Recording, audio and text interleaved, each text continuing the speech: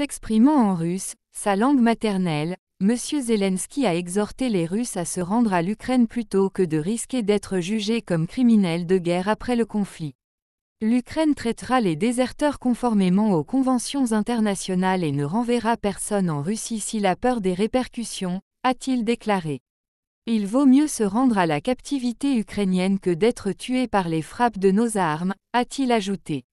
Le président Poutine a signé samedi une loi qui signifie que les Russes qui désertent, refusent de se battre, désobéissent aux ordres ou se rendent risquent désormais 10 ans de prison. Les mesures prises par le président russe sont largement considérées comme une tentative de reprendre l'initiative après que ses forces ont subi des revers sur le champ de bataille. Les soi-disant référendums sur l'adhésion à la Russie se poursuivent dans 4 régions d'Ukraine, Lougansk, Donetsk, Kherson et Zaporijzia. L'Ukraine et l'Occident ont condamné les votes comme antidémocratiques, et il y a eu de nombreux rapports d'habitants intimidés pour voter par des soldats russes armés. Les votes ouvriraient la voie à l'annexion des 4 régions par la Russie.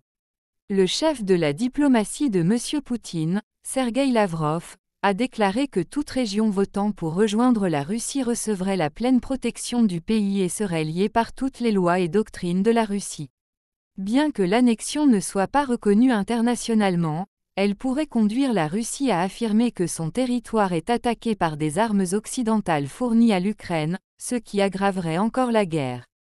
La mobilisation partielle a déclenché une ruée vers la frontière, certains Russes tentant d'échapper à un appel. L'Estonie, la Lettonie et la Lituanie ont fermé leurs frontières à la plupart des Russes, affirmant qu'elles ne sont pas prêtes à accorder automatiquement l'asile à ceux qui fuient la conscription.